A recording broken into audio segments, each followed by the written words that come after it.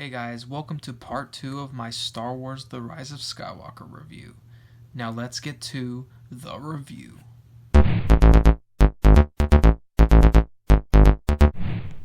I really did like how they, repaired Kylo's helmet and then it left these red cracks around the whole thing. I thought that was a very, nice, unique look. Then they could sell more Kylo toys, just put the red lines around the figure's helmet, and there you go. There's like $1 billion or more merchandise. And I really did like Rey and Kylo's lightsaber battle, how it was like on top of what remained of the Death Star as all this water is pouring down, and it just gave a really unique lightsaber battle that we hadn't seen before. Kylo should have lived because the way he dies, they could say like, oh, he was drained of the Force, but he survived. After, Darth Vader was struck with all that lightning from the Emperor, there was no way, especially after the way he was breathing, that he could have survived that. So I just feel like they should have had Kylo, survive. Because then it wouldn't be, completely like Darth Vader's redemption. And by them, making Kylo good, it kind of makes Han's death almost pointless now, because, like, couldn't you become good sooner so Han would still be alive? But, Harrison Ford wanted him killed off anyway, so, So let's talk about, like, when Pride took over. Pride just, like, assumes, command, and he takes over the entire First Order. He did serve Palpatine during the Empire. It's just kind of weird that he takes over and no one questions where Kylo Ren is, because he was their supreme leader. And something I forgot to talk about was force healing. I really like that they introduced that concept in this film. And for a second, I'm going to talk about Mandalorian spoilers, so cover your ears, and I'll probably put a thing up that says spoilers as I'm talking about it, but Baby Yoda also, does the force healing thing. And they released that episode of Mandalorian like the day before Rise of Skywalker came out. So there was, that connection there. But it really didn't surprise me that much, because I see some of the extended Star Wars universe, so I kind of had an idea of the concept of force healing. And about Chewie's death, I kind of figured they didn't kill him off. Because for one, if they killed off Chewie just like that, off screen, that would upset a lot of fans, including myself. And I really did like they gave Chewie his medal at the end, because I feel like that's just fan service there, because for so long people have been like, where's Chewie's medal? I feel like that was one of the best things they did. And, when Leia died and Chewie found out, I really did kind of feel for him, because he was there in the beginning when it was just Luke, Leia, Han, and him. And now, he's the last, living one. You can't count C-3PO and R2-D2 because they are droids in that, aspect. I see why he was distraught. And I don't really know how I feel about the final battle. Like I said, the planet-killing weapons was kind of reused. At the same time, they're riding horses on one of the Star Destroyers, and like every ship in the galaxy was coming out to help fight. And I did notice that the Ghost was there. I didn't really notice that much of the other ships. I would have to, get the Blu-ray and pause it to see, that. And then Rey had to take on, Palpatine using the power of all the Jedi, so it felt epic, but was it epic enough? I feel like that's a bit on the nose to call it the Final Order. Oh, I just realized why they called it the First Order. Because it was the First Order after Palpatine's supposed death. That has to be it.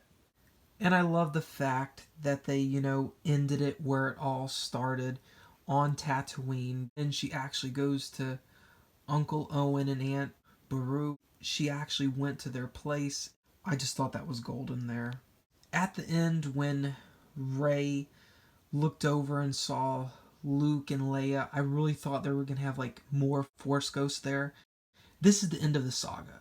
Why not celebrate and show just like all the Jedi have learned how to become Force Ghosts? Mace Windu, Kit Fisto, Plo Koon, and Ayla Secura. Why not? Obi-Wan, and yeah, have Anakin. Because I apparently a lot of people thought that Anakin was going to be in the film, but that wasn't true at all. Maybe he's in a deleted scene or something.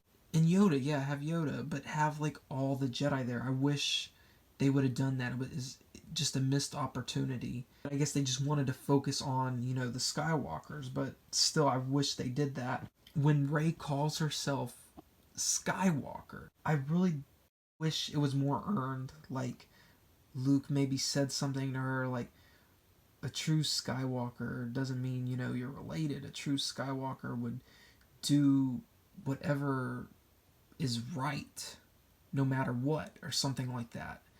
And then that's when she realizes she is a Skywalker, and that's why she says it at the end. I wish they gave another meaning to why she called herself Skywalker. I guess when they appeared as Force Ghosts, she's like, oh, they adopted me into the family, so I'm a Skywalker, I guess. So I want to talk about now is Rey's lightsaber. I wanted her to like make her own because I like that. You know how Luke made his own. So I'm glad they did that. But I really don't like how she buried Luke and Leia's lightsaber. I like that it was like in honor of them. I feel like she should at least gave like Luke's to, Finn, now that he, can use the Force. And Rey's lightsaber being, yellow. The last time I saw yellow lightsabers was in Star Wars Rebels, and those Temple Guardians, they had yellow lightsabers. And I think that meant that they were neutral. They were neither on the dark side or the light side. So I don't know exactly what that means for Rey. Really still don't explain how does Rey know how to use a lightsaber? Because okay, I get it. She has the Force power from Palpatine, her grandfather.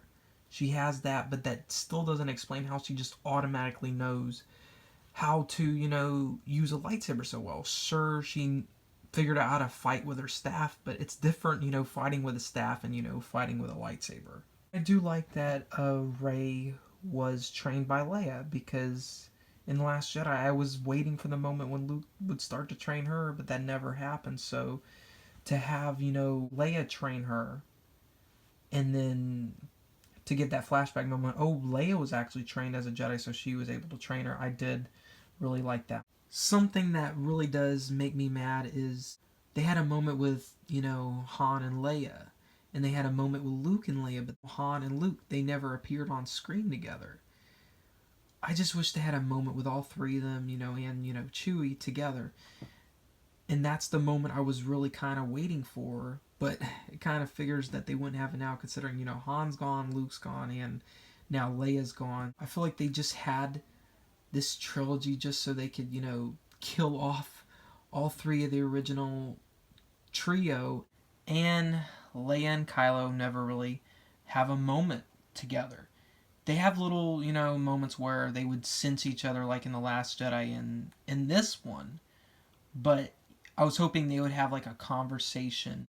And I feel like if they did, she would have been able to convince him to, turn from the dark side, because I feel like his connection with her was stronger than his connection to his father. I don't know how they would have, done that in this one, considering Carrie's gone. So maybe they could have manipulated some footage to make it look like they were talking to each other. I don't really know. And did Kylo, turn back to the light because he sensed his mom was dying and she just like gave him a message through the Force or whatever? Or did he turn back because, Rey healed him? And Leia fades away at the same time Kylo Ren, Ben dies. When Ben died, he faded away instantly. So did Yoda. And Obi-Wan, yeah, Obi-Wan just like the second the lightsaber hit him, he faded away. I guess he was ready to go. Yeah, I guess Darth Vader, did die, but he didn't fade away right away because he became a Force ghost. Maybe he did in between scenes, but we don't get to see that. I don't get that she does it at the same time as him. I get it, they're linked, they're mother and son, but that didn't make that much sense to me.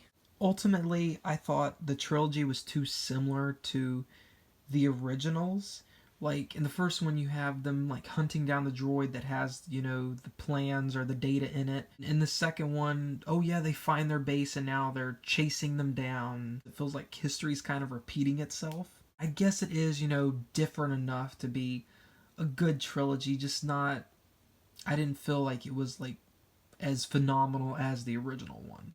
Is this really the end of the saga? Because in the original trilogy, I feel like George Lucas said, yeah, that was supposed to be it. And then after the prequels, that was supposed to be it. And I remember thinking as a kid, I was sad that there wasn't going to be an episode 7. And then look, some odd years later, there is an episode 7. They might still do an episode 10 in, you know, 10 to 20 years or something like that. Disney decides, you know what? Let's make another couple $1 billion and continue the Skywalker story. So they've said it's been done before, but it's always, you know, continued, so you never know. Overall, I thought the movie just had, you know, too much in there, that it was trying too hard and trying to please everyone by putting every single fan service request they could find in there. It was good that they were trying to please the fans, and I did like some of the things they put in there. They just didn't follow through with everything. Like, what was the point of Snoke? Why did Palpatine, you know, create him to begin with? And Palpatine's kids, like, when did he have kids? Which one of Rey's parents is his kid? And I wish they gave Palpatine a better reason for being back, besides, you know, him being Rey's grandfather. They should have said, why did he choose now to come back? Yeah, the whole thing was a bit jarring, kind of like the opening, how Kylo's all of a sudden like hunting down this crystal or something like that, and he's like attacking these people. That was just, you know, kind of too fast to open with. I feel like they should have opened with Rey training, then, you know, transition to that. And that Palpatine opening credit thing real quick. The reason why I don't think they should have put that in there is because some people that don't watch any of the trailers, that don't look at anything online before they go see the film. So there are some people that didn't know that Palpatine was, you know, alive in this. When they go see that film and then all of a sudden they see, oh, Palpatine's voice, you know, in the distance, like they're like, wait, Palpatine's alive? That is just a big reveal to put in the credits, and I don't feel like they should have done that. I really did enjoy it. I thought it was good. Well, it's easy to follow. It was maybe a good ending for the trilogy, but not a great ending for the entire saga, like Endgame. Endgame was just a phenomenal ending that put a nice bow on top of the end of the Infinity Saga. This doesn't do that for me. So that is it, guys, for my Star Wars The Rise of Skywalker review. I hope you enjoyed it, and sorry for taking so long. And so, yeah, those are my thoughts, and let me know your thoughts in the comments below. And as always, guys, this is JRS Reviews, signing off.